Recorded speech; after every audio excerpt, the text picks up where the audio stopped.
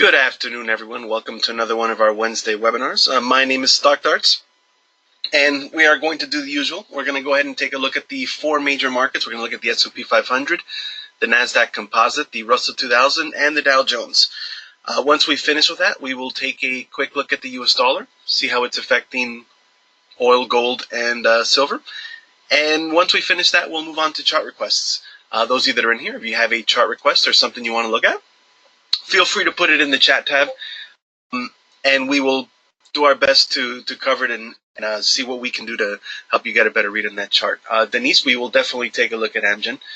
Anyone else that has one, feel free to put it in.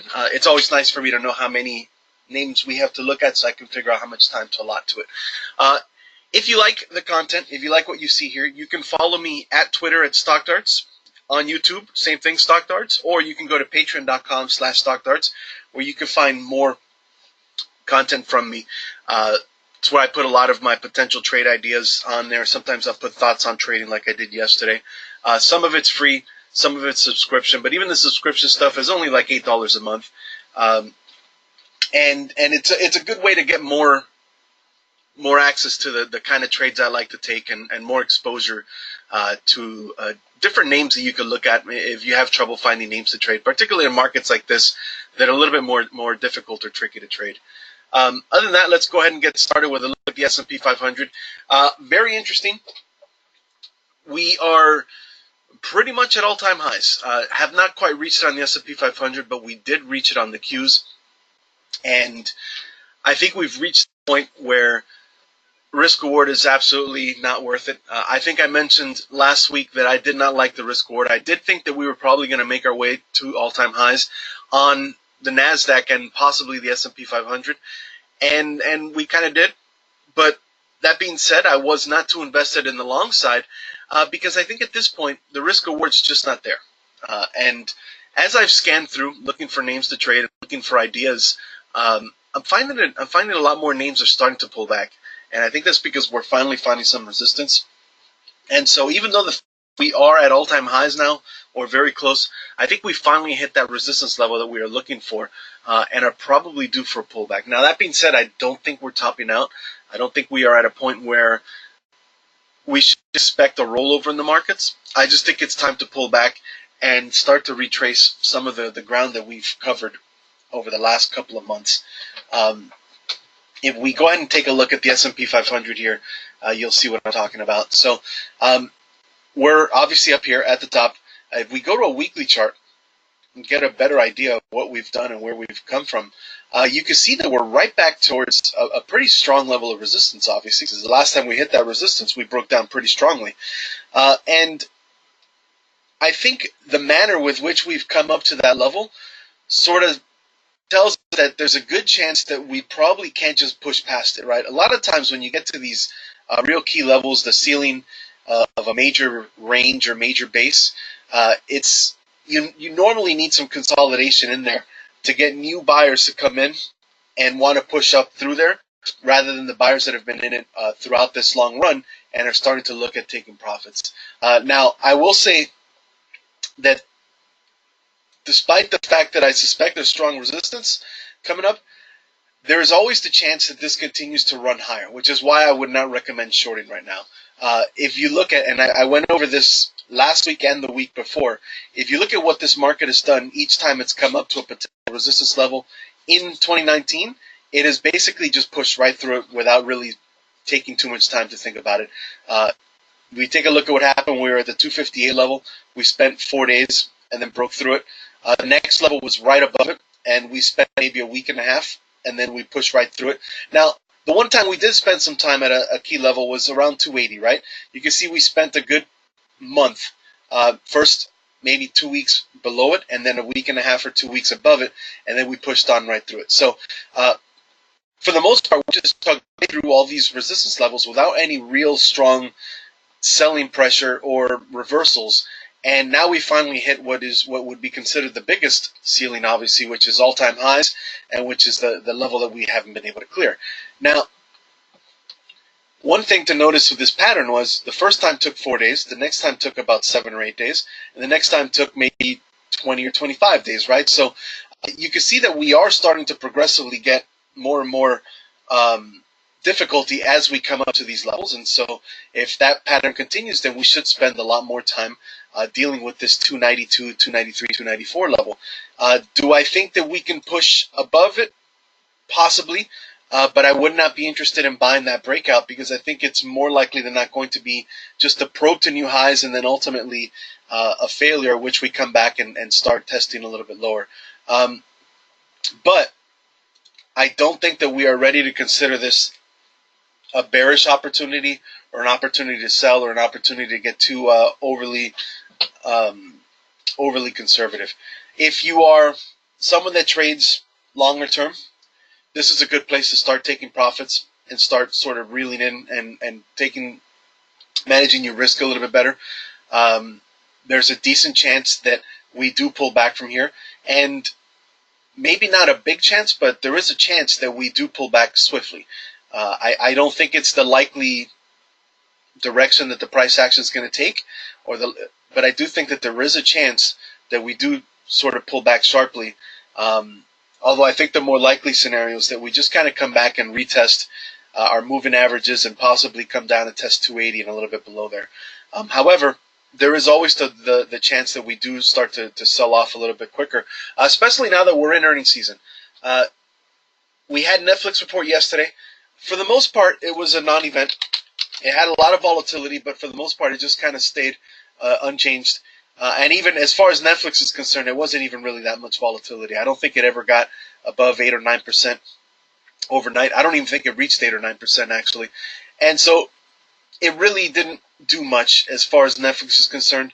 And we're just down really less than 1% today, which is for Netflix basically a non-event. And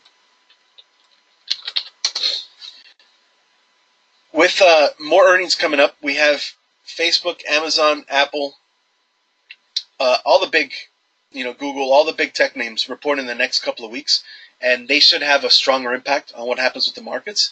And if they have poor reports, there's a decent chance that impacts the market, and maybe that's a reason for us to start to sell off and start to pull back up. But for now, we're still trading off technicals until we start to get more and more names to report and we get a better idea of what exactly the flavor of this season is going to be.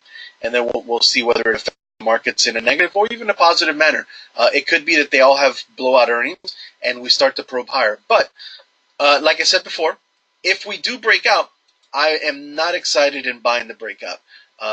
If you take a look at what we've done over the last 4 months, and we've gone basically in a straight line, right?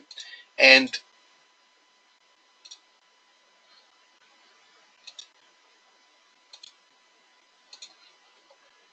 usually, this is not the kind of pattern that sustains itself for very long, right? So as far as risk reward is concerned, you can see it's not really that great. As far as tempo or timing is concerned, it's really not that great because we're probably due for a bit of a pullback. So if we do continue upwards and break out in a manner like this, I would probably just stand back and wait for a better opportunity. And what I'd like to do in that scenario would be to wait for a pullback and then confirmation that we are indeed ready to push past this range, right? And I think that's probably the easier way of playing this, and definitely the safer way, is if we do break out, don't let that fear of missing out sort of take control of you and force you to start chasing the price action higher. Just wait. Be patient. There's always going to be an ebb and flow to the market. And if we truly are ready to leave this range, then we'll wait for the pullback. We'll wait for whatever form the consolidation takes. And then as long as price action stays above 290, then we can go ahead and start playing to the long side and start getting more involved if we are indeed ready to continue this rally upwards. However, I suspect that the more likely scenario is that we will maybe push a little bit above it and then come back and start trading in this area here. And then from there, it's possible that we do break out, or it's possible that we start to retrace even further and test a little bit more to the downside. But for now, I suspect that the next couple of weeks of price action is going to be sort of encapsulated by this sort of pattern, right? Where we just sort of break this unsustainable trend and start to trade and backtrack and really confirm that we have support and that we're ready to hold above 280 in a larger capacity. And if that occurs, then I think that it would be a nice buying opportunity and one we can maybe take a little bit more advantage of. But as far as where we are right now, it's difficult to trust to the long side because again, we're quite overbought and quite stretched out as far as the price action is concerned, which makes it difficult to get good risk reward and to get a higher probability that we can really trust in the market. That being said, there's been zero impact by sellers, so I don't think I really want to short this, and I wouldn't recommend shorting unless there's a specific industry or a specific name that you feel has a good opportunity for a short. But as far as just the overall markets as a whole, I'm not looking at shorting plays right now. What I'm looking at is just waiting for a pullback or waiting for some kind of consolidation that gives me better risk reward or gives me a better sense of timing as far as entry is concerned on a potential trade. My main focus right now has been earnings. I'm going to start looking more into trading the normal earnings trades that I take, which is based off of volatility and has very little to do with direction and is very uncorrelated to what the market is doing. I find that a lot of times when you are having trouble with a market that's not giving you the kind of trades you're looking for, there are other places you can look at. And that was a concept we discussed last week, and it's a concept we'll discuss again a little bit today, which is this idea that if the stock market is not giving you the trading opportunities you want, you can always look at other areas, right? You can look at trading options like I'm doing for earnings, which again are completely uncorrelated to the market. You could look at trading Forex, where you could trade maybe the euro, which could be potentially giving us a nice opportunity, which we'll cover soon. You can look at trading cryptocurrencies. Bitcoin has been picking up a lot of steam lately and is offering some potential trading opportunities as well. There's a lot of different areas and there's a lot of different trading vehicles you can use to go ahead and take advantage of opportunities that maybe aren't present during a market that gets sort of stagnant, which I think is where we are right now. We're in a market that's starting to stagnate a bit because of where it's been and where it's kind of getting to. Like I said, really, if you take a look at it, we're reaching a point now where it's difficult to continue to push forward. Momentum is definitely slowing down. Again, if you look at it, we started off straight up, and then you can see it started to slow down a bit, and then now it's starting to taper off even more. Right? So you can see momentum is slowing down, and more likely than not, the next step is to start trading sideways. However, not really ready to pull back, so I wouldn't recommend shorting again, as I've said a few times. I just want to reiterate that that's not really an idea right now. So for me right now, the opportunities are presenting themselves in earnings trades, and as far as swing trading is concerned, I'm still picking a couple names here and there, but I'm definitely being more careful about what I'm looking to trade. And for those of you that follow us on Patreon, you'll know that the trade that we were looking at on Monday did not work out. Luckily, it never triggered, which gave us the idea for the article for yesterday, which was explaining why waiting for confirmation is important. If that's something, I think that's a good article for anybody that's here to take a look at. If you just go to patreon.com/stockdarts. I put a free post yesterday on why it's important to wait for a setup to trigger rather than trying to take advantage and trying to get in early. And I think it's a good read for anyone that is a swing trader or a trader in general. There's some good concepts in there. All right, so key levels. What can we expect out of the S&P 500 if we break out or if we do not break out, right? So if we break out, well, then obviously this area, 292 to 293, is critical. If we push past it, then what we want to see is not necessarily a break above it, but that we hold above it on the retest. If we falter and fail here, which is the more likely scenario, then we want to see if we hold the 20 period or the 50 period moving average. If the market is really strong, we'll hold the 20 and then push to break past all-time highs.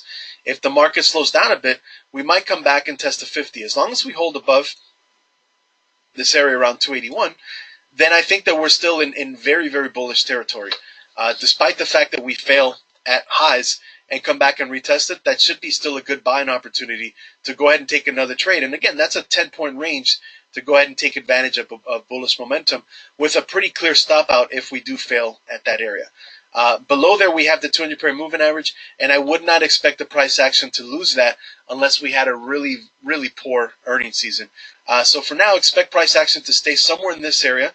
If we do break past it, which is a pretty good possibility, then expect us to get a retest, at which point it would be a much easier trade than trying to trade the breakout. In the short term, again, we can see the momentum, and this is an easy trend line to watch. Once we lose that trend line, you can start looking for price action to come back to the 20 and the 50. As long as we stay above that trend line, we can obviously expect it to get to new highs, and then from there we'll see how it behaves as it start to probe to new highs.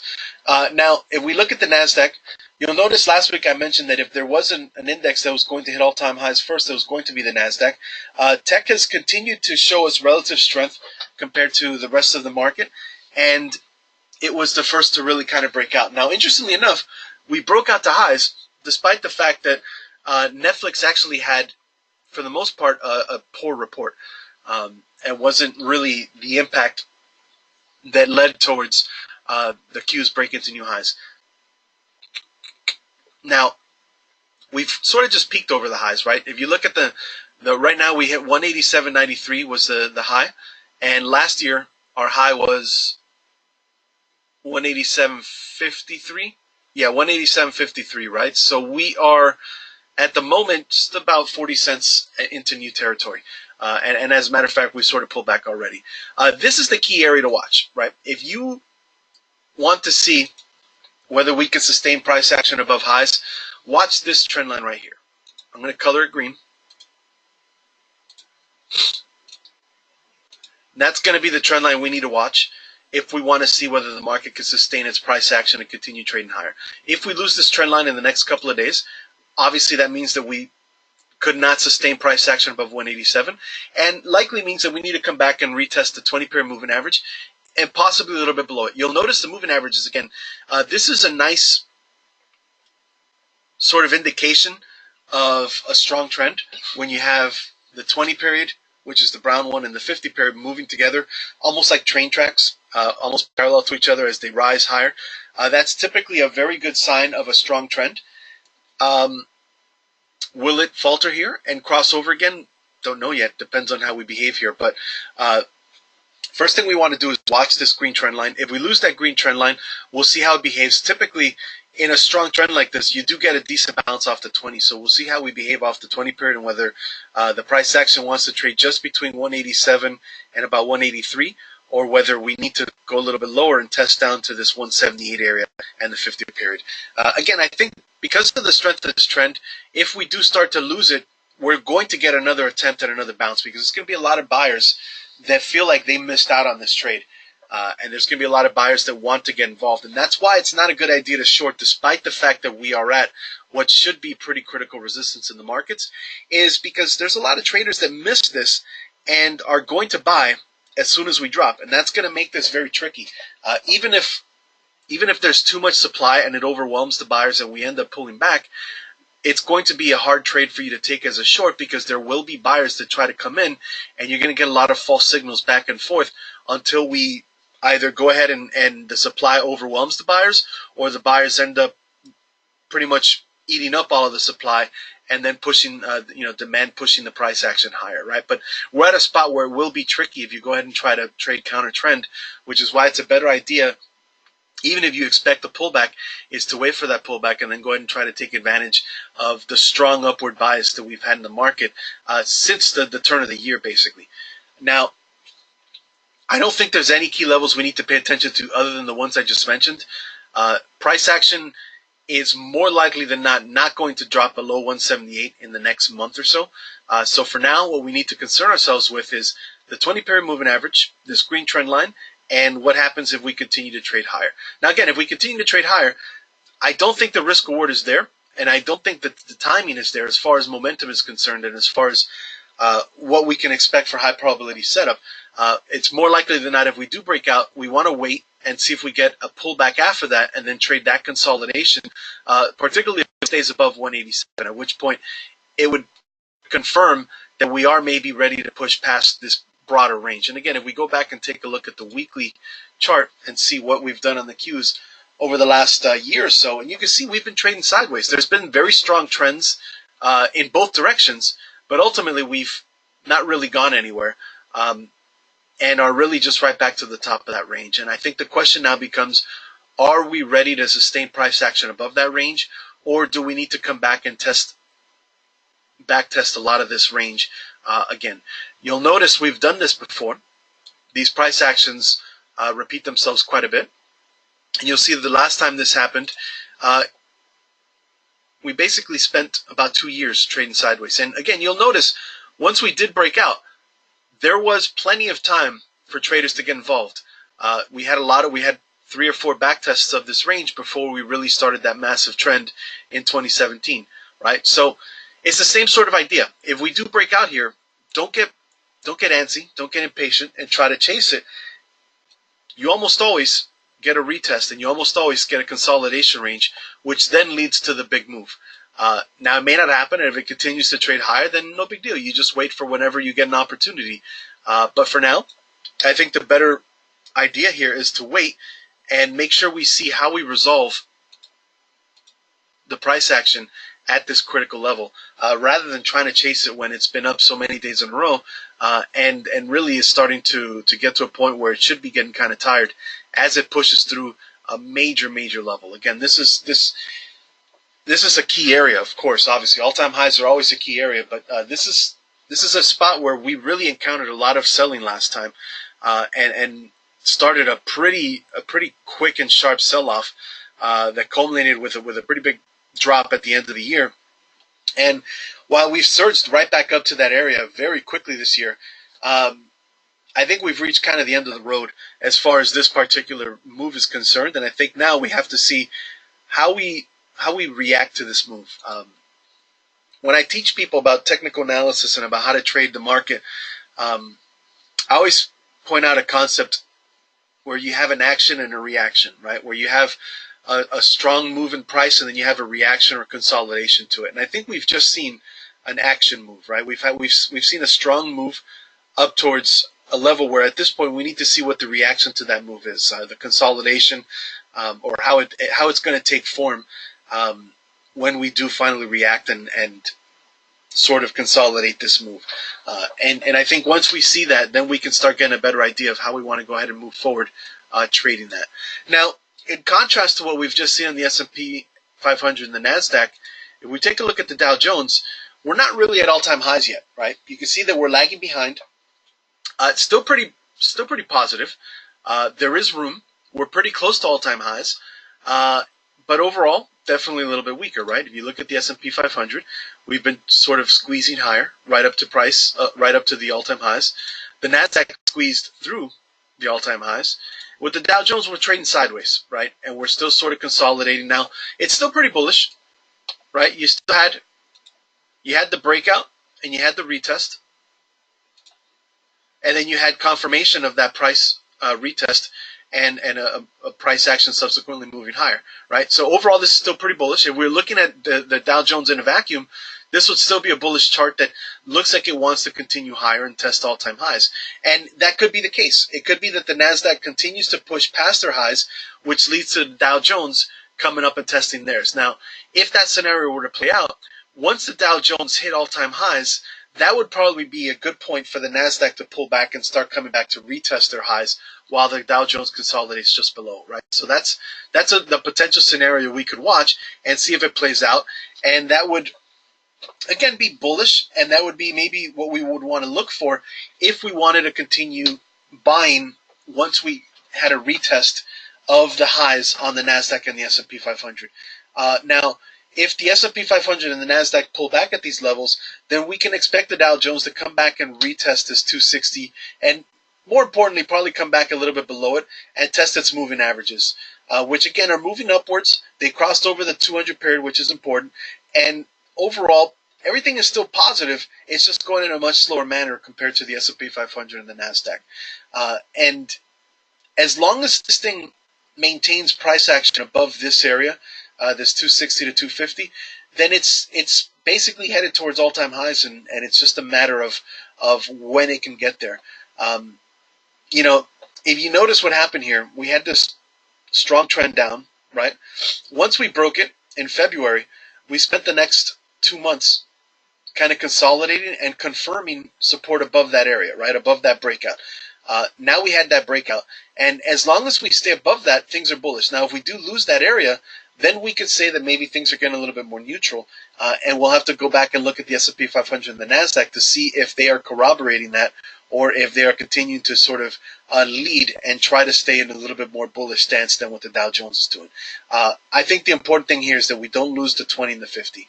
If we lose those and start to test the lower areas of this range, then we can maybe step back and reanalyze what's happening in the markets, because more likely than not, that would mean it was a pretty bad earnings season, and that would probably mean that the S&P 500 and the NASDAQ are also a bit below those areas we were looking for.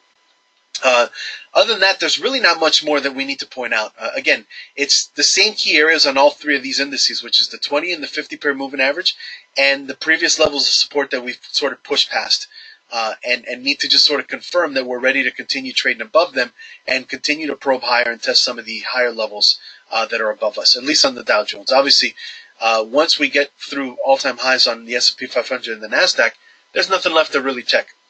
Now, an even stronger contrast to these is IWM and the small caps. And clearly, they are the weakest by far. You'll notice we're actually having a pretty ugly day on them. Well, sort of ugly, only down about 1%, but overall, struggling to do something constructive over the last week while the others were doing pretty well. Now, it does mimic the pattern we just saw in the Dow Jones, where we had this descending trend, and we were able to break past it, and we spent the last 2 months confirming that we are ready to push past that range and continue this sort of trend reversal and continue trying to trade higher. However, over the last couple of weeks, we're really struggling to push past this range. While the other indices have all done that, the small caps have really struggled. And this is, of course, a pattern that we've seen play out over and over and over the last 10 years or so, where the small caps continue to struggle and continue to lag behind, which, again, I think is indicative of a market that still has more fear in it than it probably needs to have. Traders still refuse to accept too much risk, and so they're sticking to some of the stronger and safer names rather than trying to trade some of the more volatile and risky assets that you can get out of the small caps. And I'm not worried at the moment. I think the fact that IWM is lagging is, at this point, nothing really to get too concerned about, because it's done it almost without fault over the last few years. It's continued to lag. If you look at what's happened, every time that there's a consolidation, IWM is the one that leads lower the most and has the hardest time really trying to get its act together and move higher. Again, contrast that to the NASDAQ, and you'll see there was a lot less pullbacks and a lot more steady action higher. Even the S&P 500, while it had some sideways action, for the most part, was more constructive than IWM as far as when it was ready to trend higher. You'll notice even that strong trend we had in 2017, IWM spent a good portion of that trading sideways. So overall, I'm not really that concerned that we're continuing to lag here. More important for me is just that it continues to behave constructively with respect to its own charts and its own patterns, and continues to sort of try to follow along and try to trade higher and just follow the other indices. Now, I do think, and I mentioned this potential last week, although it didn't play out so far, but I do think if we do push to all-time highs, there's a lot of room for catch-up here on IWM, and there's a chance that we could see these names start to catch fire. But until it happens, I would not get too aggressive or just try to trade in anticipation of that. But I think there is a chance that some of these names could pick up a lot of steam, particularly if we see the S&P 500 and the NASDAQ start to push to new highs. There's going to be some catch-up to be had for these guys to make up a lot of lost ground. Ron, you have a comment here about that. You heard a speaker last night saying that since 2009, approximately 90% of stock buying was due to corporate buybacks, due in large part to Trump tax changes. Said there's a $5.6 trillion, which is record levels. Said institutional investors were net sellers and retail investors were buyers. Scary. Yes, that is a little bit scary. And I do think that a lot of this market has been driven by a lot of institutional stuff. and a lot of buybacks and a lot of corporate stuff, but we just have to follow it, right? I know, retail investors are buyers, and you could say, yeah, retail's always wrong, but if retail has been buying since 2009, then they've benefited from it, right? If you take a look again, we're going to go to the monthly, and there's been a common theme that I've seen. Um, so here's basically 2009, right? There's been a common theme throughout this last decade, which is that this was all done on smoke and mirrors, um, and it's starting off with Pomo and with the market, with the Fed in with the interest rates, and with quantitative easing, and that might be true, but the market has gone up drastically. And anyone that bought this, if it was retail buyers buying this, well, they've all benefited greatly from it. Now, does that mean they should blindly hold in case this thing ever does turn back? No, of course not. But one thing I've noticed throughout this entire time is that traders have been very mistrustful of this, particularly I think the millennial crowd. Um, and they felt like this is all fake, quote unquote. But the truth of the matter is that the price action, this is real money. If you bought the S&P 500 at $60 or $80, and it moved up 200 points, that's still 200 points you got with real money, right? And so, while I understand the criticisms of where our economy is compared to what our stock market has done, and a lot of the reasons for why, quote unquote, this might have happened, um, I find that it's a moot point because the market has gone up, and to me, that's all that really matters. Um, I try my best to not let the why affect my trading. I'm someone that trades off of, for those of you that know this, and that are regulars here, I trade off of technical analysis, which means I trade off of what the charts tell me, not what fundamentals tell me. It doesn't mean fundamentals don't work. It doesn't mean they don't exist. It's just that for my mind and my thinking, um, I I don't have the ability or the information available to be able to have a good picture of what is driving the market up or down. What I do have is a good ability to read what the price action is doing and to follow along with it. What I do have is a good ability to understand the psychology of the marketplace and how it's affecting and driving the market in the short term. So that's what I focus on, and that's what's helped me.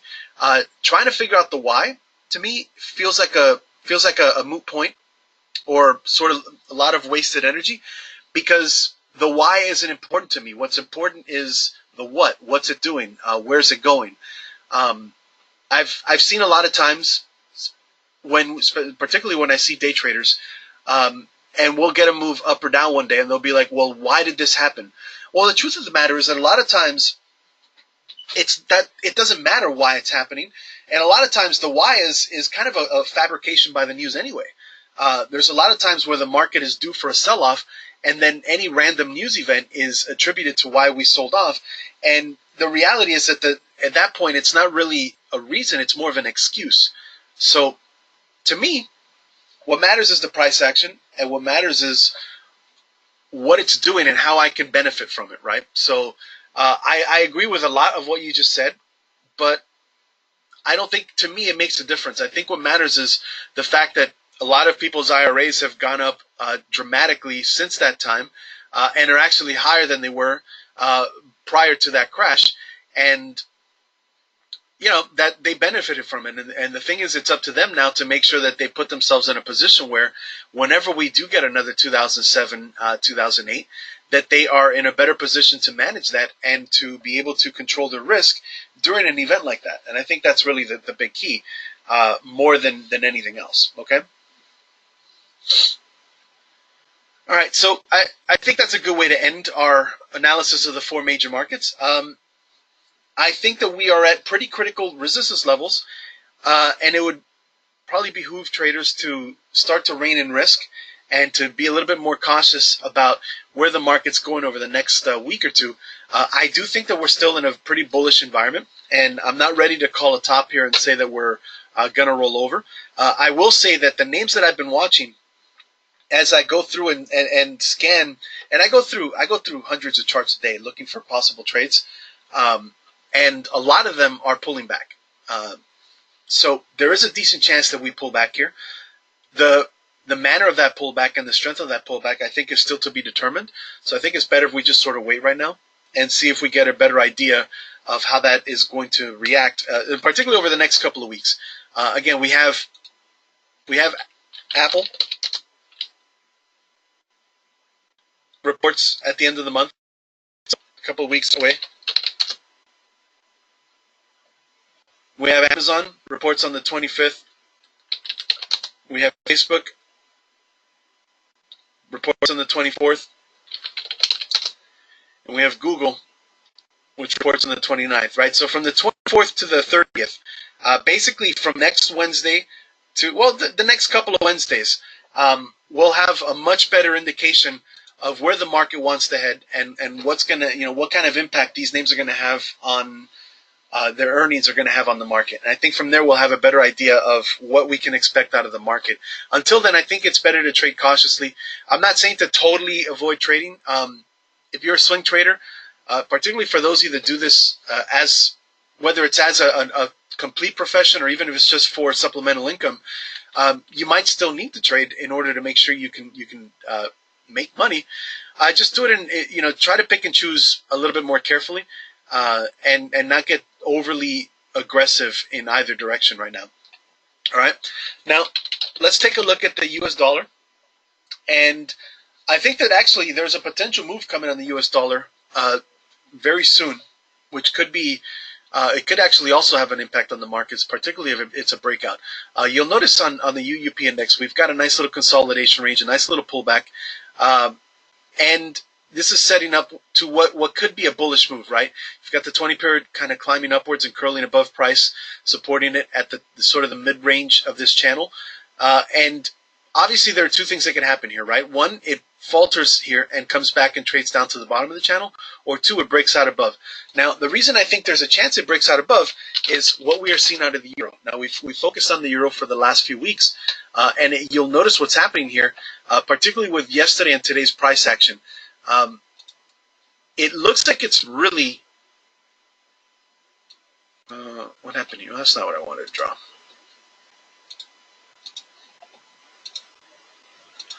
You'll notice the upper wicks here on the candles, right?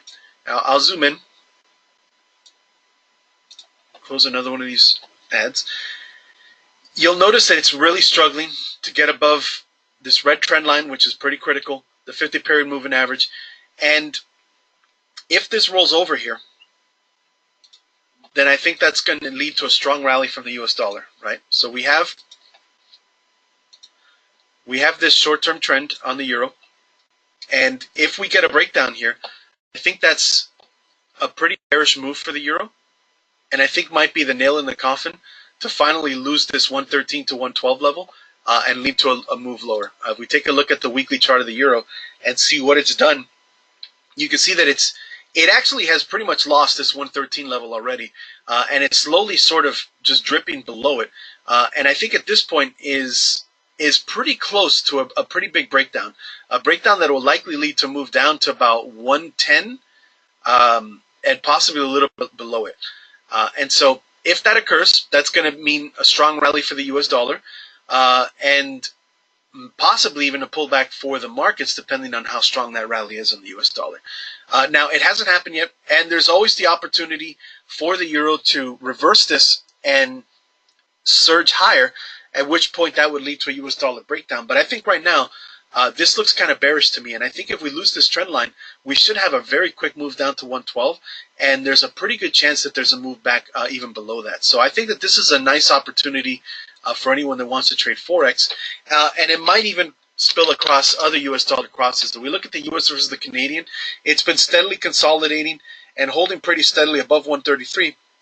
It's not ready to break out yet, but it's pretty close to concluding this breakout or this consolidation range off of the inverse head and shoulders that it printed before, which could lead for a move in the mid 130s all the way up to about 135, 136. And then we have the US dollar versus the yen, which has started to really sort of gain some strength here, and has reached a point now where it's starting to try to break out and push past the last spot where it started to reverse and lose momentum. I think that this is still the most likely of the three charts to pull back and maybe retest this again. But we'll see what happens on that chart. But I think the euro is the cleanest of the three as far as a pattern that looks like it could be traded immediately. And again, gives anyone that has the potential to trade Forex an opportunity to trade something other than the stock market if you don't like the patterns and the charts that you're seeing there. Now, interesting to note that while the U.S. dollar hasn't done too much, right? It's gone up a little bit. It has impacted gold and silver, and they've actually dropped a decent amount. You can see gold lost a pretty critical price level as far as GLD is concerned. This is a bearish move. Again, this is probably highlighting the fact that there might be more strength coming into the U.S. dollar. If we look at SLV, it didn't quite lose it as bad as GLD, but it's also trading below a pretty key area and sort of struggling. And so at this point, this looks a little bit bearish, where we get a breakdown and then we come up and retest that price point and we start to see some selling pressure. So this is another one where things aren't looking that positive right now. And if you are not a believer in gold and silver, I think there's a potential short here in these names if you are looking for a move down. Things are looking like, especially if we see the U.S. dollar gain traction, things are looking like they might be a little bit negative for GLD and SLV in the near-term future. GLD doesn't have a clear pattern to trade right now, but again, it's just floating here well below a key support area, and there's plenty of room to the downside before it finds its next support area. So I think overall these are not in a good spot compared to what we saw last week, and particularly what we saw the week before, where they actually did set up a nice long trading opportunity. And then finally we have oil, which actually is the opposite of these, and it still continues to behave very, very nicely. You can see it's had a nice consolidation, and it's reached a spot where it is maybe ready to try to continue climbing higher as it comes up to what was a price ceiling and should now be a nice support zone as it comes up and tests the top of its previous channel. I think overall this is still pretty bullish. I still think oil names are doing well, and I know, Ron, one of your requests is WPX, which is an oil-related name, and we'll see how it's faring and whether it has potential for further action to the upside as well. And I think as far as these three commodities are concerned, oil is definitely a better place to be than gold and silver. And so that covers it for the U.S. dollar, oil, gold, and silver. Let's move on to the chart requests and see what we are looking at. Glad to see we have some participation today. Denise, you want to look at AMGN? That was the first one. Okay, so now I have a question for you, Denise. Obviously, it's not looking good today. Is this a name that you are looking to, a trade that you're looking to enter, or is this something that you entered and are worried about? And then also, are you looking at this as, so it's a long-term hold, right? So let's look at the weekly chart first. In the long term, I think it's still fine. Now, could be better. But I think overall, it's still in the process of establishing price action above a pretty critical range. If we step back and take a look at the longer term chart, you'll see that this area, what is it, 170 or so, right, was a very important area. Spent a long time trading below it, and then it slowly transitioned to trading above it. You can see we peaked above it, failed, peaked above it, failed, peaked above it, failed, and then all of a sudden started holding above it, right? And now we had this nice trend to push to new highs, and clearly it wasn't ready to hold above 200. And it came back and tried a few times to hold above 200 and failed, and now has kind of come back. But you'll notice what it's doing is it's, for the most part, holding right in this range, which was basically the top of the range that it sort of traded as it did this, right? I think there is room, there's further room to the downside. If it lost 180, it could come all the way to 170. I think long term it's still fine, because as long as it's above this 170 area, I think it's still where it wants to be. That being said, you probably don't want it to lose 180, so that's kind of an important area. There is pretty strong support there, and I do think if it comes up to 180, it will test it again. It'll likely bounce and come back and test this descending trend line. And then from there, it needs to break this consolidation pattern and hopefully to the upside. That way it can come up and test 200 again. It wasn't ready for 200. You'll notice these tests take quite a long time, right? You'll notice that this was 2015 when it first started testing 170, and it didn't really hold above it till about the middle of 2017. So it took 2 years to get above that level. I imagine it's going to take that much time to get above 200 and hold above 200. So, just watch what it does here. 180 is major for you, and I think that makes sense because if it loses 180, it will lose another 10 points more likely than not and come back down to 170, at which point you'd probably be pretty nervous because unless you got a really good price, you're probably in from around 170 considering how many times it's traded around that area. So you can watch 180. If you don't like what happens as it loses 180, then you could wait for it to come back and then maybe rebuy if you stop out at that spot. But I think where it's at right now, you just have to wait and see what happens and see if it can find support yet again and try to make its way back up. You can see it's the opposite of what we saw at that 170 level. It tested and held the 200, came up, held, tested, then lost the 200, but it was only temporary. And then now it's trading below the 200, right? And it's testing to try to break above it and failing. So we've had definitely a bearish transition here. I think ultimately it all stems from failing at the 200 level. And now it's a question of, will the 180 level hold for its next retest of 200? And I would recommend, if it does hold here, once it gets back into the 190s, you probably want to sell calls because I think it's going to really struggle to get above 200. And this could end up setting up a nice trading range where you buy at 180 and sell at 200. Or if you're just holding, then just hold at 180 and then just sort of make sure you always sell some calls at 200 to sort of increase the amount of money you can extract out of this. Okay? Okay, great. Well, I'm glad you've been doing it. Good to see that. But yeah, keep on doing that. And I mean, if you were pretty aggressive, you could even sell puts at the 180 to 170 level. But if you're really worried about 180, then I'd recommend you don't do that. And just trade and stop out if you need to. And then you could re-enter. Because, I mean, if it loses 180, it'll come down to 170. More likely than not. But there could be a false, there are always false moves in this area, which is what makes trading a little bit more difficult. So you have to have pretty good conviction of the support areas that you trust, particularly if you're selling premium on it. All right, Ron, you want to look at FIVG and WPX. All right, what is this? I've never seen this one before. A connectivity ETF? What is this? Some kind of wireless ETF? 5G. Okay, so it's a play off of 5G. All right. Like I said before, I don't pay too much attention to fundamentals, so I don't know much about what the holdings are and whether they're good or bad. I will say this. Obviously, it's very lightly traded and it's still pretty new.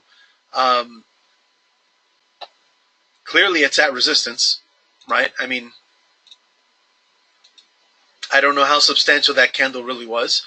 Let's take a look at it, maybe like a 4-hour chart to get a little bit more price action. Nope, that's way too low volume to really pay attention to. Well, we have two clear areas here that I think are pretty important. We've got this, which we could consider sort of the opening range. I don't know what this massive candle was. I don't know how significant that price of 26 is. But at this point, very similar to what I just said in the markets, I don't think it's a good idea to chase here. I think if it came back to 25, that'd be a pretty good buy. I think if it broke above 26, we'd want to wait for a retest of that area, right? So you want to see a breakout, and then it comes back and trades and holds over 26.50, at which point it could be worth more of a buy. I like that it's starting to pick up some steam and pick up some volume, and long-term, maybe investing in 5G would be a good thing. But again, I don't really know the fundamentals behind this and why they would create this ETF and what the point is. My thoughts on 5G in general, I'm going to be honest, I haven't thought too much about it. I think obviously we continue to upgrade, right? So it will be a major step forward once we can sort of graduate towards 5G. Um, Now, will the infrastructures behind it profit? Maybe, maybe not. Um, like I said before, I'm kind of ignorant when it comes to the fundamentals of that. So I wish I could give you more on what I was thinking about it, but I find that a lot of times these technology plays end up um, end up not really giving you what you want. Um, Not saying this won't work out, but I find that in general, a lot of times when this happens, people start looking to the next thing after it, right? Um, but the only thing for me is to just watch the price action, and if enough people believe in it, then that's cool. Um, but I wish I could give you more information. I don't really have a lot of thoughts on it. Now, WPX on the other hand, I do like.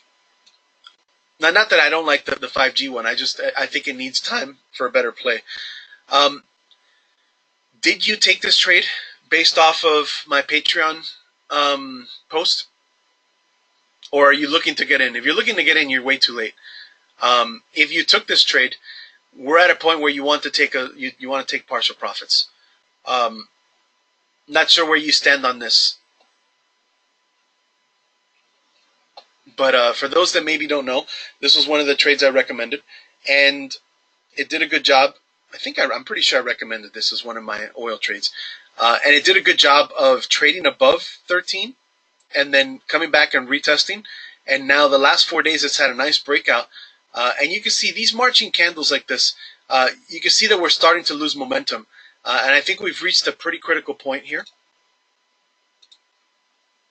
where it would make sense to take profits on part of the trade, if not the whole trade. You saw a big call purchase and bought it. Well, okay, when did you buy it? Hopefully you didn't buy it today. Um, if you bought it today, I think that your timing is off. I think you're going to have some trouble with it. Um, Hopefully you bought this 4 days ago or 5 days ago, at which point it was a much better trade. A few days ago. Okay. Well, I think that we've reached the point where you probably want to take some profits. I don't know how far up you're on it because you only held it for a few days, but um, this is where I would take half my profits and wait for hopefully a breakout and a move to 16. I think with what we're seeing out of oil, I think that there's a chance that oil names continue to move higher. Um, and if that's the case, then this thing could make another 2 points higher. But for now, it has reached a pretty critical resistance point. It had the big volume, which is what probably alerted you to it, off of a nice breakout of this 1320 range. But again, I think a lot of the move has already happened, right? You're at break even off of it. Wow. So that means you bought on the big breakout, which means that the IV was inflated on them, which makes it tough for you right now, right? Because you're in this and you're at break even and it went up 4 days in a row, but you lost some of that IV. Um, What what month did you buy the calls for?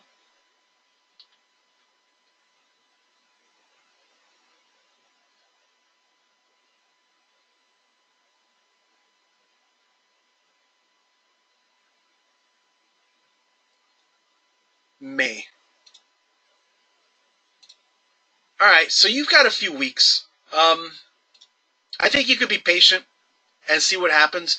I think it's going to take some time for this to work in your favor because again, I think that this isn't that volatile of a name, and I think we've reached the point where it's going to hit some resistance, and it might take a little bit of time to sort of push past it. But I do think there's another 2 points of upside here, which could happen from here to May.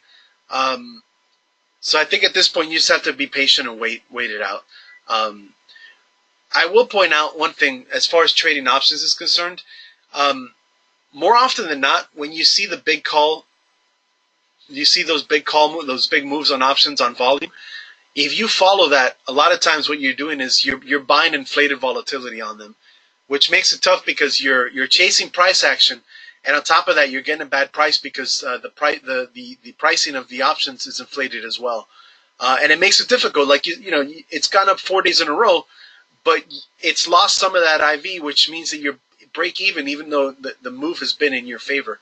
And that's one of the things that makes trading difficult with options is you have to have a really good sense of timing, and you have to buy when volatility is down, which a lot of times means that you have to be really quick right off of a breakout, or you have to buy in anticipation, which kind of goes in the face of what I posted yesterday on Patreon about waiting for confirmation of a move.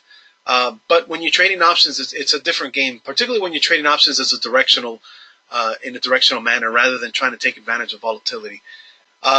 So I think for now you just have to wait and see what happens. But I think you're going to have to wait a little bit. This trade's going to make you nervous over the next few days as it starts to deal with this $15 area. But I think there is potential for a higher move based off of what we're seeing on oil, and I think it depends on how strongly oil can break out of this 64, 65 range. If oil does pull back, then there's a decent chance that WPX is going to stall out as well. Okay?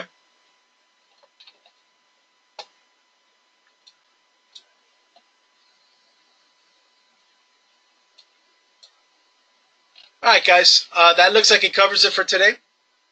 No problem at all.